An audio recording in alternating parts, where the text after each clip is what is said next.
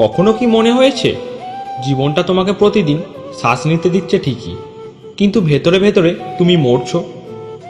যখন চারপাশের সবাই এগিয়ে যাচ্ছে আর তুমি দাঁড়িয়ে আছো একই জায়গায়। যখন তোমার চোখে স্বপ্ন আছে কিন্তু সাহস নেই সেই স্বপ্ন পূরণ করার। একটা সময় আসে যখন ভাঙা আয়নার মতো নিজের প্রতিচ্ছবিকেও চেনা যায় না। এই গল্পটা ঠিক এমন এক ছেলের, যে জীবনের অন্ধকারে ডুবে গিয়েছিল, কিন্তু একদিন একটা ছোট্ট সিদ্ধান্ত তার গোটা জীবনটাই পাল্টে দেয়। আর সেই সিদ্ধান্তই তাকে শিখিয়েছিল, তুমি যদি নিজেকে বদলাও, পৃথিবীও তোমার দিকে তাকানোর ভঙ্গি বদলাবে। রাহুল ছিল একেবারেই সাধারণ একটা ছেলে। ছোট্ট শহরে জন্ম, মধ্যবিত্ত পরিবারে বড় হওয়া। শৈশবে সে ডাক্তার হতে চাইতো, কিন্তু সময়ের সাথে সাথে তার স্বপ্নগুলো যেন একেবারে মরে যেতে লাগলো। ক্লাসে মাঝারি মানের ছাত্র, খেলাধুলাতেও তেমন ভালো নয়। বন্ধুরা প্রায়ই বলতো, রাহুল, তোর দ্বারা কিছু হবে না। প্রথম প্রথম হাসি মুখে নিত, কিন্তু বারবার শুনতে শুনতে সেই কথাগুলো তার মাথার ভিতর ঢুকে গিয়েছিল। সে বিশ্বাস করতে শুরু করলো, হ্যাঁ, আমার দ্বারা কিছু হবে না। কলেজে উঠে রাহুলের অবস্থা আরও খারাপ হলো। ক্লাসে যেতে ইচ্ছা করতো না, বন্ধুদের সঙ্গে মেলামেশা করতে কষ্ট হতো, সবার মাঝে দাঁড়িয়ে নিজেকে আলাদা মনে হতো। সে প্রায় রাতে ছাদে বসে একা একা আকাশের দিকে তাকিয়ে থাকত। নিজেকে প্রশ্ন করত, আমি কি আদৌ কিছু করতে পারবো, নাকি এভাবেই বাকি জীবনটা কাটিয়ে দেব? কিন্তু কোনো উত্তর পেত না। ধীরে ধীরে ভেতরের অন্ধকার তাকে গ্রাস করতে লাগলো। একদিন কলেজে বড় পরীক্ষা ছিল। রাহুল প্রস্তুতি না থাকলেও আশা করেছিল হয়তো কোনোভাবে পাস করে যাবে, কিন্তু ফলাফল বেরোলে দেখা গেল সে পুরো ব্যর্থ। সেই দিনটা তার জীবনের মোড় ঘুরিয়ে দেওয়া একটা দিন ছিল। সবাই হাসাহাসি করতে লাগলো। বন্ধুদের মধ্যে কেউ কেউ সরাসরি বলল, তুই একটা লুজার। রাহুল মাথা নিচু করে হেঁটে গেল। সেদিন বাড়ি ফিরে সে আয়নার সামনে দাঁড়িয়ে নিজের চোখের দিকে তাকিয়েছিল, কিন্তু সেই চোখে ছিল ভয় আর অসহায়তা ছাড়া কিছুই দেখতে পায়নি। রাহুলের জীবনে পরিবর্তন আসলো একেবারে হঠাৎ করেই। এক সন্ধ্যায় কলেজ থেকে ফিরছিল সে, হঠাৎ দেখল রাস্তার পাশে এক বৃদ্ধ বই বিক্রি করছেন। অজান্তেই রাহুল থেমে গেল। বৃদ্ধ লোকটি তার দিকে তাকিয়ে বললেন, কি খুঁজছো বাবা? রাহুল মাথা নাড়ল, না, আমি কিছু কিনব না। বৃদ্ধ হেসে বলল, শোনো, মানুষ যখন পথ হারায় তখন সে বইয়ের ভেতরেই নিজের পথ খুঁজে পায়। এই কথা শুনে রাহুল অবাক হলো। অবচেতন মনে সে একটা বই তুলে নিল। বইটার নাম ছিল নিজেকে বদলাও, পৃথিবী বদলাবে। রাহুল বাড়ি ফিরে বইটা পড়তে শুরু করলো। প্রথম পাতায় লেখা ছিল, তুমি যেমনটা ভাবো তেমনটাই হয়ে ওঠো। এই এক লাইন রাহুলকে যেন ঝাঁকিয়ে দিল। সে বুঝল আসল সমস্যা বাইরের দুনিয়া নয়, তার ভেতরে। বইয়ের প্রতিটি পাতায় লেখা ছিল নিজের সীমাবদ্ধতাকে ভাঙার কথা, নিজেকে নতুন করে গড়ে তোলার কথা। রাহুল সিদ্ধান্ত নিল, না, আমি এভাবে বাঁচব না, আমি নিজেকে বদলাবো। পরদিন থেকেই রাহুল ছোট ছোট পরিবর্তন শুরু করলো। সকালে তাড়াতাড়ি ওঠা, নিয়ম করে পড়াশোনা করা, প্রতিদিন কিছু লিখে রাখা, কেমন কাটলো দিন, কি শিখলো আর কি ভুল করলো।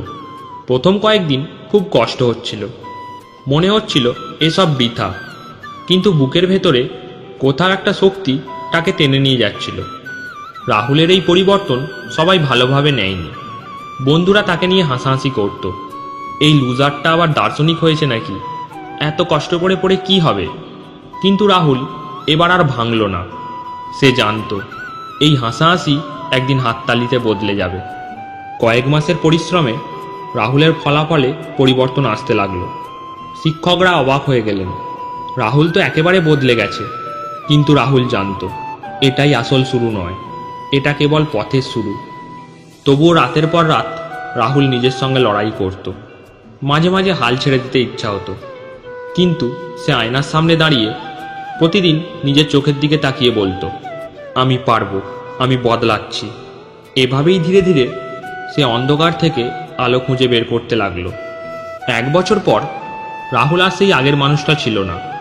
যে ছেলেটাকে সবাই লুজার বলতো, আজ সে সবার অনুপ্রেরণা হয়ে উঠেছে। কিন্তু সবচেয়ে বড় ব্যাপার হলো, সে নিজেকে ভালোবাসতে শিখেছে। রাহুলের পরিবর্তন প্রথম টের পেল তার মা। আগে সে সারাদিন চুপচাপ ঘরে বসে থাকতো, পড়াশোনা করতো না, কাজকর্মে মন দিত না। কিন্তু এখন সকালে উঠে নিজে পড়াশোনা করে, মাকে সাহায্য করে, বাবার সঙ্গে কথাবার্তাও বলে। মা একদিন বললেন, বাবা, তুমি অনেক বদলে গেছো। রাহুল হাসল। না মা, আমি শুধু আমার আসল নিজেকে খুঁজে পাচ্ছি। আগে যে শিক্ষক রাহুলকে নিয়ে হতাশ ছিলেন, এখন তিনিই ক্লাসে রাহুলকে উদাহরণ হিসেবে ব্যবহার করেন।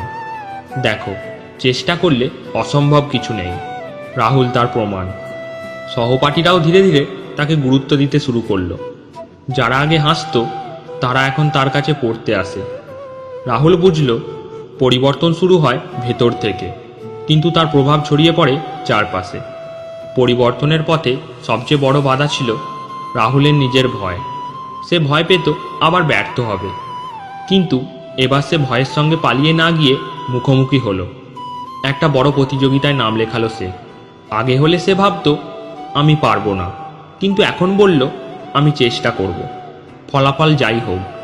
সে জানতো চেষ্টা করাটাই আসল। রাহুল সেই প্রতিযোগিতায় জিতল।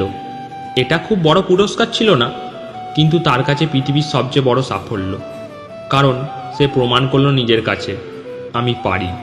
এই জয় তাকে আরও আত্মবিশ্বাসী করে তুলল।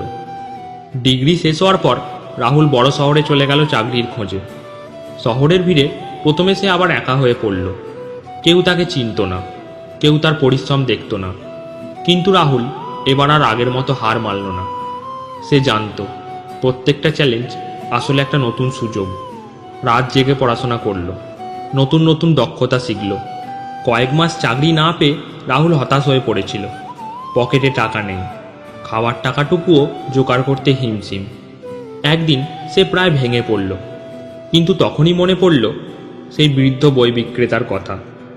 মানুষ যখন পথ হারায়, তখন সে বইয়ের ভেতরেই নিজের পথ খুঁজে পায়। সে আবার পুরানো ডায়েরি খুলে নিজের লেখা লাইনগুলো পড়ল। সেই লাইনগুলো তাকে মনে করিয়ে দিল, তুমি হার মানার জন্য জন্মাওনি।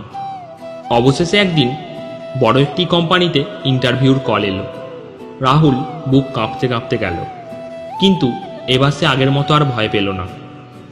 ইন্টারভিউ বোর্ডে সোজাসুজি চোখের দিকে তাকিয়ে বলল, আমি হয়তো সবার মতো মেধাবী নই, কিন্তু আমি সবচেয়ে বেশি পরিশ্রম করব, আর আমি কখনো হাল ছাড়ব না।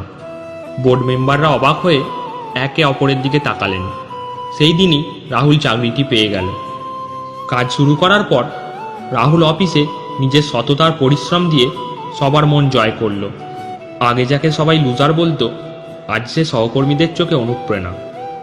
একদিন এক সহকর্মী তাকে বলল, তুমি আমাকে শিখিয়েছ জীবনে কোনোদিন হাল ছাড়তে নেই। এই কথাটা শুনে রাহুলের চোখে জল এসে গেল। সে বুঝল তার পরিবর্তন শুধু নিজের নয়, অন্যের জীবনেও আলো ছড়াচ্ছে। চাকরির পাশাপাশি রাহুল ছোট ছোট ছাত্রছাত্রীদের বিনামূল্যে পড়াতে শুরু করলো। যাদের বই কেনার সামর্থ্য নেই, তাদের সে নিজের বই দিত। শুক্রবার সন্ধ্যায় সে একটা ছোট্ট পাঠশালা চালু করলো।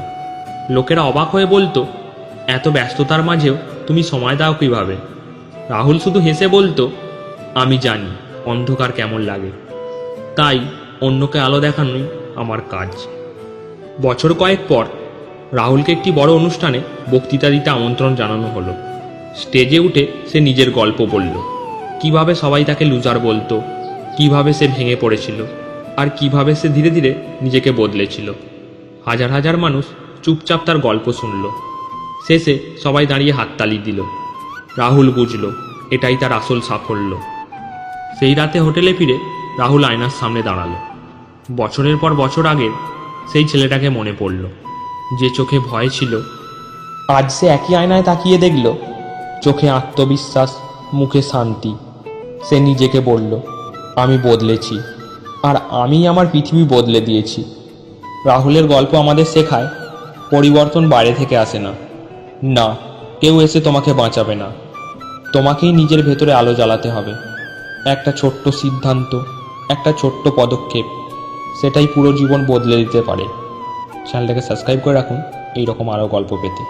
কমেন্টে অবশ্যই জানাবে গল্পটা কেমন লাগলো। দেখা হচ্ছে পরবর্তী এপিসোড নিয়ে।